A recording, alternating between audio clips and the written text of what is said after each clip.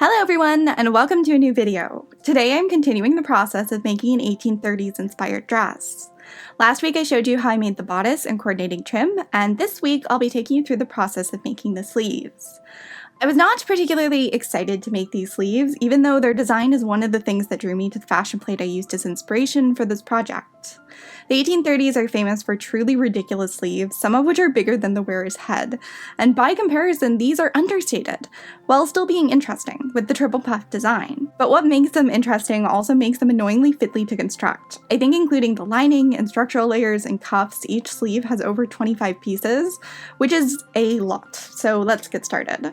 I drafted a basic fitted off-the-shoulder sleeve pattern for this, then kind of guessed my way through how big the puffs should be. What makes this unique is that the sleeve pattern has a seam above the elbow. Below that point the sleeve is fitted, and above that point the puffs are mounted to a fitted lining to create 3 poofs.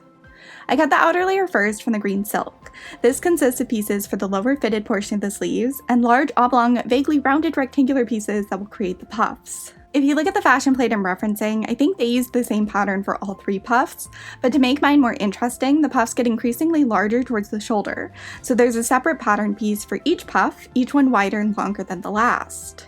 With them cut, I could also cut out the flat lining for the lower silk panels and the fitted lining for the puffed panels. These were both cut from medium weight cotton muslin.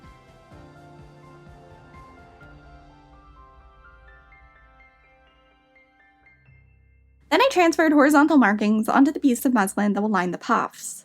These markings are important since each puff will be top stitched to sit between these markings, giving them their final shape. With that done, I pinned the pieces together, and I made sure the horizontal markings lined up at this seam so they would be continuous across the seam after they were sewn together. And I did that sewing together off camera.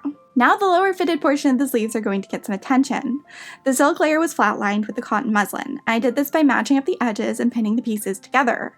I had limited fabric left at this point, so some of the silk pieces don't extend all the way to the edges of the cotton, but that is okay because seams will hide it later on. The seams will wait, but it was off to the sewing machine where I machine basted the layers together, and I kept these stitches within the seam allowance so they won't be visible in the final garment. The lower panels and lining could then be set aside, and it was time for the most time-intensive step, gathering. There are a lot of cheats to make gathering go faster. There are gathering feet you can buy for sewing machines. There is the shove it under the presser foot as you sew method that I am so fond of. You can zigzag over a cord and then pull it taut, or sew with a low tension, then pull the thread to gather the material. But no method looks better and is more precise than doing it by hand, so for visible portions on historical costumes, that tends to be my go-to method. So that is what we are going to do here. Starting about 2 inches away from the ends of each soon-to-be puffed piece, I am sewing with running stitches about a ½ inch away from the edges. The thread can be pulled taut to gather the material down to its desired length, though at the moment I'm not doing that. Instead, once I reach the end of each panel, I'm gathering them down to about half their original length, then I'm leaving a several inch long thread tail instead of knotting the thread off. Then I move on to the next edge and repeat the process, again and again. I had 6 pieces, each with 2 edges that required this treatment. With all the edges gathered, or stitched in preparation for gathers at least, I'm finally cutting the bands they'll be stitched onto. These are made from 1.5 inch wide strips of the bright green portions of the same silk fabric that have been fuzzy cut out. I cut these strips to the right length to sit between each puffed panel, and match the dimensions of my fitted lining at that point.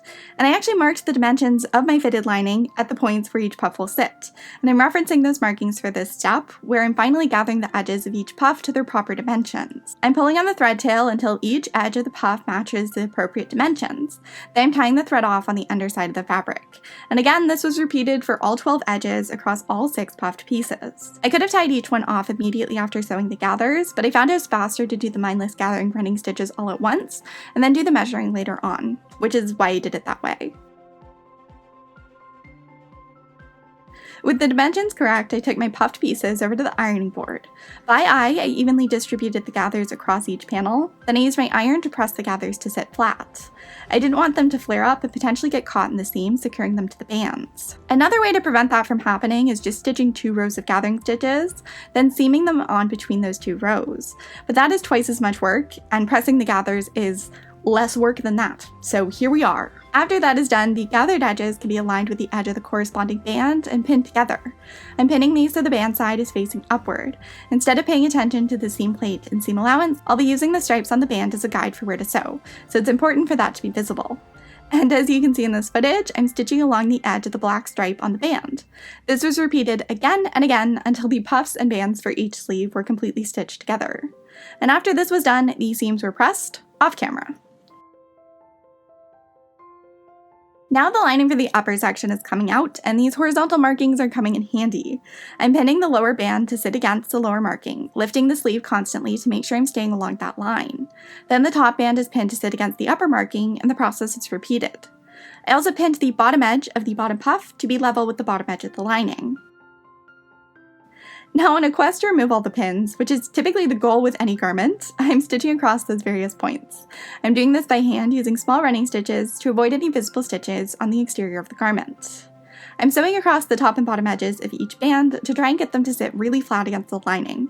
And I was using a small needle and going through a lot of layers of fabric, so this was actually pretty time consuming and brutal on the fingers. But that didn't stop me from doing more hand sewing. I thought the sleeves looked a little sad, and like most things in life, they need sparkle. So I used a mixture of 2mm and 3mm gold sequins, which were used on the bodice, and 6mm sequins, which were used on the collars, to decorate the points just underneath both bands. This also kind of encourages the puffs to point downward a bit, which I think is a more flattering shape.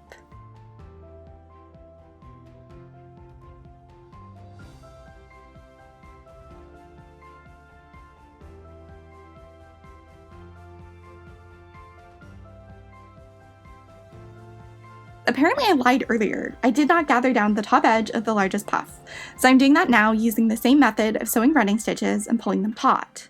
However, instead of using a ruler to measure the dimensions for this edge, I'm just gathering it to match the width of the top edge of the lining. And the next step was pinning it to the top edge of the lining, then using large basting stitches to secure it in place.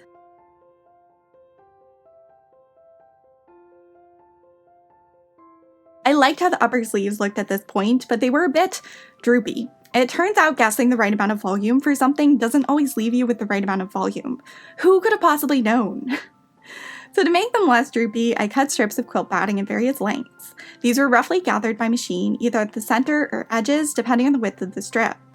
Then the strips of batting were threaded through the opening between the puff silk and the lining. These just offer a bit of support which perks up the puffs, and you can see the slight difference between the one with batting on the left and the one without on the right.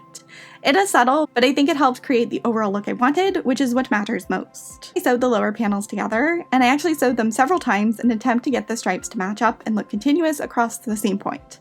Eventually, I was successful, or successful enough to move on at least. And now I'm matching that seam up with the center seam of the upper portion's lining, then pinning outward from that point with the edges level and the right sides facing each other. Then it was over to the sewing machine where I sewed the seam, securing the top and bottom sections together with the 3/4 inch allowance. That was pressed, then I also sewed up the underarm seam, once again with the 3/4 inch allowance and a certain amount of care to make sure the bands and notable points lined up. I pressed that seam, then did a bit more hand sewing. When I was sewing the sequins on earlier, I stopped an inch or two away from the seam allowance since I didn't want any sequins to get caught in the seam. But it looks weird having them end abruptly before the seam, so now that it's all stitched up, I can fill in the gap so the sequins are continuous around the arm at this point. And that was repeated for both rows of sequins on both sleeves in case that wasn't obvious. Now, onto the cuffs. In my last video on this project, I showed the somewhat tedious process of lining, embellishing, and trimming lace collars to form the collar for the bodice. Well, I made extras, and I knew I wanted to use them for cuffs. Since these collars were made for children clothing, I need two to get the effect I wanted on the cuffs, and I also need to change their shape slightly, because the shaping of a cuff is obviously different than a collar. So I pleated a dart of sorts near the center of my 4 remaining collars. This altered the shape, making them narrower and more appropriate for cuffs. The darts were top stitched down by hand. Then I overlapped 2 collars, mimicking the effect on the actual collar of the bodice, and making the pieces the right length for the cuff. I stitched this point down by hand as well, so they wouldn't separate. And now it's time to tackle the very strange curved bottom edge. I wanted to straighten this out, and I did that by stitching twill tape in a straight line across it, about an inch away from the longest point. Then I used pinking shears to cut off the excess fabric that extended past the twill tape, which was sort of a task and a half because this fabric was pretty thick and my pinking shears were not happy. Now my cuffs were the right length and shape and could be pinned onto the bottom edge of the sleeves. My sleeves turned out to be a little too long, so I'm actually sewing this a half inch away from the bottom edge, using a stripe on the material as a guide. Unfortunately, sewing this on did not go well. I hit a bead in the trim, breaking needle.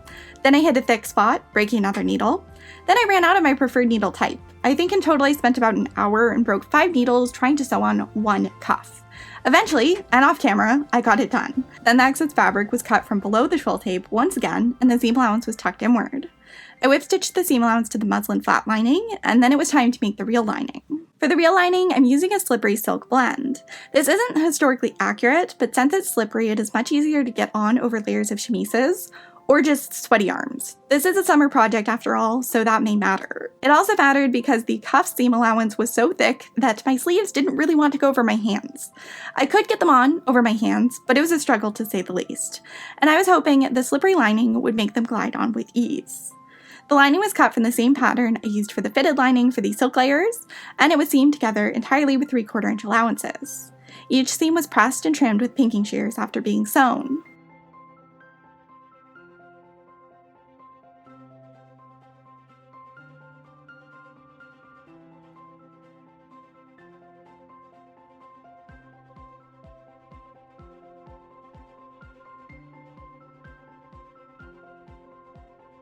I matched up the seam points and edges, then turned the bottom edge of the lining inward so it neatly covered the seam allowance of the cuff.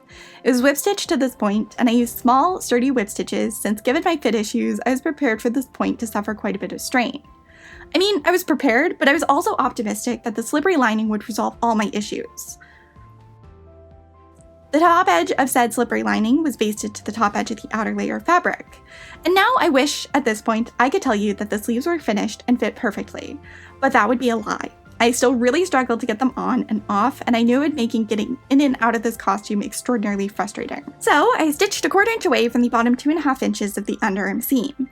The cuff doesn't lap over this seam, which makes it the easiest point to let out, or cut a slash into, which is what I'm doing, as you can see here. I'm binding the slash with gold ribbon, which is pinned around the stitch point, then sewn on.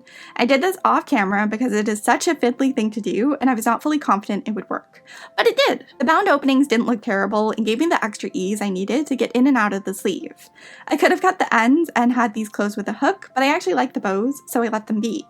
However, the ribbon was a bit narrower than I expected, so it didn't fully cover the edges. I ended up free checking the interior just in case, and decided to add some sequins to embellish the stitching that didn't quite overlap. I used the same gold mix that was used higher up on the sleeves and on the bodice, so it is all nice and cohesive, or at least I think it is. The sleeves still weren't done, but they were pretty freaking close. I measured the top edge and found them too wide for the sleeve head, so I gathered the top 6 inches down to 3.5 inches, then tied off my thread. The top edge was pretty prone to fraying with the silk and silky lining, so I bound it with twill tape that was wrapped over the edge and sewn down by machine. And then it was time to sew the sleeves on. I had a few points marked on them that had to match up with the bodice, and I just pinned outward from those points. When it came to sewing them on, I sewed them on from the interior with a 3/4 inch allowance. Then I trimmed the edges to be level, I flipped them, and sewed them on from the other side with the same allowance, just in case the edges weren't perfectly level on the first pass. Then I stitched 1/4 inch away from the line of stitching, and had a heck of a time clipping threads. Much like with my cuffs, my sewing machine was not behaving. I broke a bunch of needles and had tension problems galore, so there were lots of ends of broken threads to get rid of. And while I was at it, I decided to clip away the excess seam allowance. I did this using pinking shears and cutting just outside the second row of stitching. I did this because the sleeves were slightly tight in the arm side, and less seam allowance would provide me with more mobility. And though not ideal, the 2 rows of stitching and pinked edges really do put up a good fight against fraying. Everything else is fully lined, so if this is the one raw edge on the garment, I am willing to excuse it. Or at least can justify it. And that, my friends, is the story of making these sleeves and attaching these sleeves, and pretty much all I have to share for this video. There were some bumps along the way, but I feel like there always are with sleeves, so it was to be expected. And now they are done, and I can move on to making a skirt, a belt, and adding some buttons, which I just pinned on for these final shots. If you're interested in seeing that, then I hope you'll subscribe and stay tuned, and if you'd like to see me make a matching bonnet, I have a video about that over on Patreon that will be linked down below. And on the subject of Patreon, here are the credits for May. I will have a whole bunch of my patrons' names on screen, but I wanted to give a special shout out to my top tier patrons, who are Jamie Denon, Remy S., Mary Kinsey, Wendy Nickerson, Leah Termina, Cass, Heidi Nizer, and Jordan Carpenter. Thank you so much for your support, I really do appreciate it, and thank you so much for watching. I shall talk to all of you very soon.